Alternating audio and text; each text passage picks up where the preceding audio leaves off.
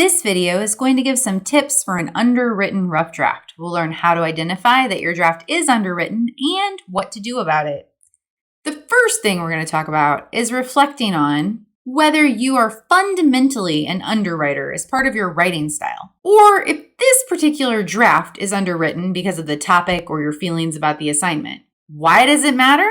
Well, the more you know about yourself as a writer, the better you can build a writing toolbox that serves your needs not just for this assignment, but for your future work for months and years to come. Let's look at a checklist for underwriters. If you are an underwriter, then probably you like to know all the topics you're going to cover in your paper before you think about the details. You probably really like outlines or clear lists of paper content to use as part of your brainstorming strategy before you start making your actual draft. You might find thinking about describing things or adding in examples distracting to the work of finishing your draft. And your first rough draft almost always has short, simple sentences and short, simple paragraphs. You probably come in under the length requirement if there is a length requirement. Probably a lot of times your teachers or whoever's giving you the assignment is saying, tell me more about this. Give me some more. Give me some examples. Describe this. If those are the kinds of comments you get on every draft, then you are probably an underwriter. It's very important that you understand that being an underwriter is not a flaw. It doesn't mean that you're a bad writer or that you can't produce amazing final drafts. Plenty of very good professional writers are underwriters. They start with very simple drafts and they build them out over time. All it means is that you are someone who likes to have a full skeleton of the main points of your paper before you start adding on the details. And that's a perfectly valid and logical way to write a paper. If the list we just went through didn't feel familiar to you, but you're still looking at an underwritten rough draft, then it could be that you are not normally an underwriter, but there's something about this specific paper that is resulting in underwriting. Maybe you normally include lots of details, but you were just struggling to come up with any for this paper. You feel frustrated and confused when you try to explain the topic to somebody else aloud. You aren't interested in this topic and you find it boring or irrelevant to your life, or you're frustrated with this assignment and feel like it's a waste of your time. If that is the situation, then you probably aren't always an underwriter, but you might be an underwriter for this paper. This paper could still need some developmental work because of these specific instances that are making it harder to pull together. Spend a little time, maybe even pause the video here, and really think about which is the case for your paper. Are you usually an underwriter who just needs to build developing more details into your general writing process for every paper you write? Or is there something specific about this paper that is making it hard to pull details together? So go ahead, pause the video here until you have an answer to that question. What is making this paper be underwritten? Is it just part of your process, or is there something specific about this paper? Welcome back. So if you are an underwriter, that's just how you write, it's just part of what you do, then you're going to want to build a toolbox that includes going back into every rough draft and adding details. It will just be a part of how you write papers. You'll know that every single time. You'll start with the bare bones. Picture this leafless tree. You start with the main idea of each of your paragraphs. Your sentences are probably very simple and straightforward. You don't give a lot of explanation or illustration to your points. The tools you need to build are like the leaves you're going to use to fill out that bare bones tree. What are these tools? Well, it depends on what you're writing. If you're writing something that's more creative or personal in nature, you'll want to fill it out with sensory details. These are telling your reader what they might taste or smell or hear or feel or see if they were in the scene. Those can really help add some leaves to your tree. You'll also want to fill it out with some specific details. Instead of just saying I had dinner, you'll want to say I had ooey gooey delicious pizza last night to really kind of give them something specific to imagine. You will also want to provide vivid descriptions. If you are saying that somebody was dressed in fancy jewelry, you want to kind of describe it so that the reader can imagine that specific piece of jewelry with all of its details. You want to give examples. If you say that something happened, then give a list of what you mean exactly so that you're not leaving the reader wondering what it is you have in mind. You're giving them a specific sense of that. And if it is a piece of creative writing, or if you're remembering interactions with somebody from the past, and you can include dialogue, things that person said out loud, that can be a really good way to flesh out those details as well. If you are writing something more academic in nature, something that is a little bit more informative that is designed to really kind of give details, then you're going to want to give quotes from sources. You're going to want to give facts, statistics, definitions of terms.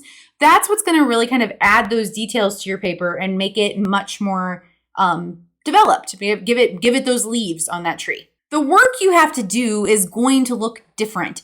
For something that's relying more heavily on description and details, you'll have to think about your own past experiences through your memories and be more creative with generating descriptions. Whereas if you're doing something more academic, then that work is going to include rereading things, taking notes, gathering new information from sources, and generally researching your topic and really diving into the information you have about that topic to find more details to put into your paper. Either way, the end result is that you've built your leaves onto your tree so that it's no longer bare. It's full, it's meaningful, it's interesting, it's something your readers want to read. Let's look at an example. Here is an underwritten paragraph. The assignment was a personal one. I was supposed to write about an object that meant a lot to me, and I picked my first car.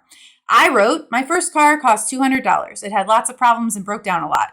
Okay, that's fine, I guess, right? But it doesn't really give me many details. It's a pretty underwritten paragraph.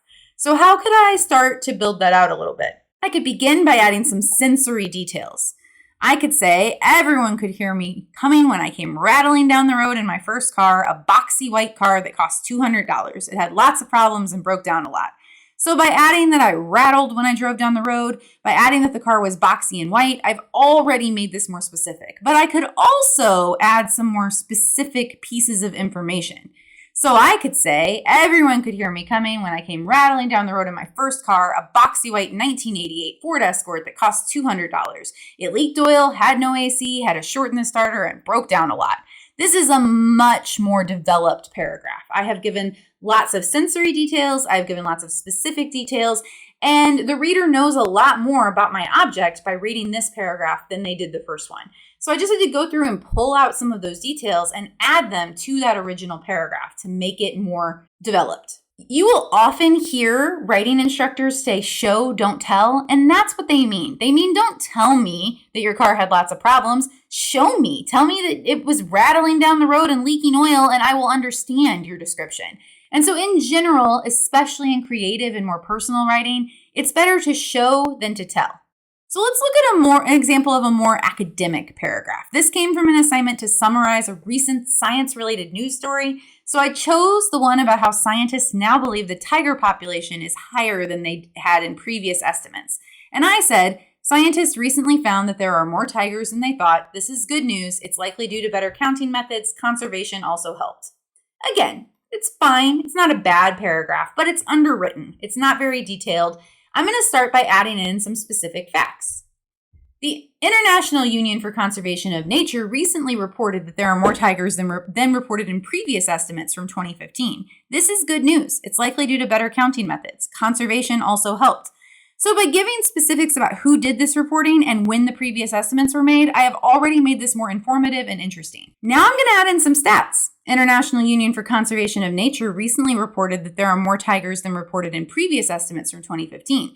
Previously reported at only 3,726, the wild tiger population is now up to 5,578, which is good news. It's likely due to better counting methods. Conservation also helped. So this is a much more developed paragraph. You probably also noticed that it made it longer. So a lot of times people who are underwriters will have a hard time meeting length requirements in their rough draft. So let's say the assignment said you were supposed to write 500 words and you only have 350 words. And you're like, how am I going to get to 500 words? I don't have anything else to say. Well, once you start adding in these details, you're going to hit that length a lot faster than you think. So don't stress out if your rough draft is short, if you are an underwriter, because you need that space for when you start adding on those leaves to your tree, right? It's going to get longer when you start putting those details in. Okay, so remember back when I asked you which was the case, are you always an underwriter or just for this paper? If you said just for this paper, let's talk a little bit more. You can still use all of the tips I gave you to improve your paper's development. You can pull in some sensory details if it's a piece of creative writing. You can go do more research and pull in some facts if it's a piece of informative writing. All of that is still true. But I also want to ask you a few more questions. So my first question for you, if you're not usually an underwriter, but you're having trouble with this paper, is did you do enough brainstorming? Did you give yourself the chance to really get in the mindset of being able to write well about this? For a creative piece, that might mean going and looking at some old pictures or reading your old journals or talking to somebody else who was there. It might mean just sitting down and making a mind map, trying to remember everything you can and really kind of get your mind in that place.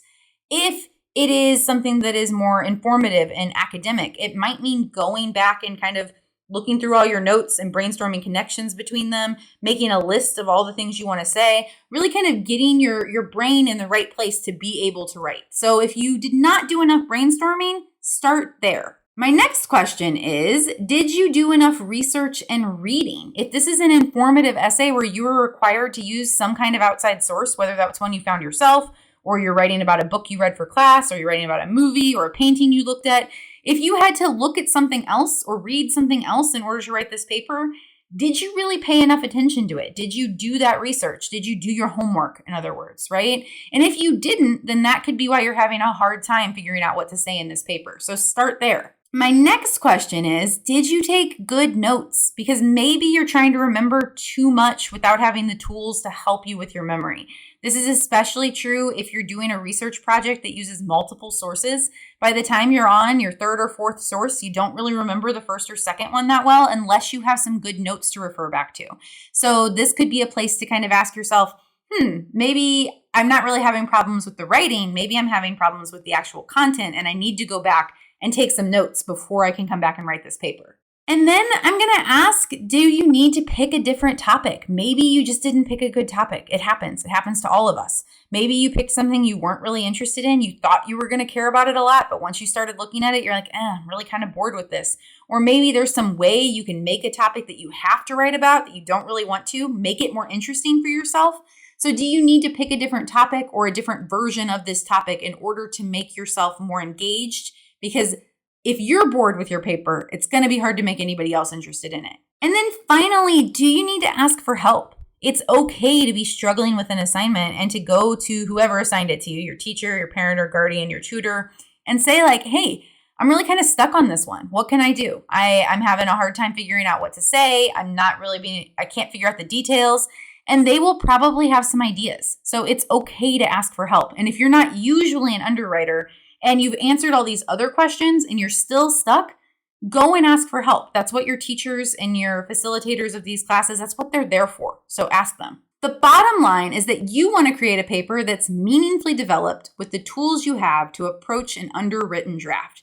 If you have a rough draft that's way under the length requirement, that has a bunch of short, simplistic sentences and paragraphs, that doesn't give the reader the kinds of details that'll make them interested in what they're reading, it's time to start revising. And I hope that after watching this video, you have the tools to do that.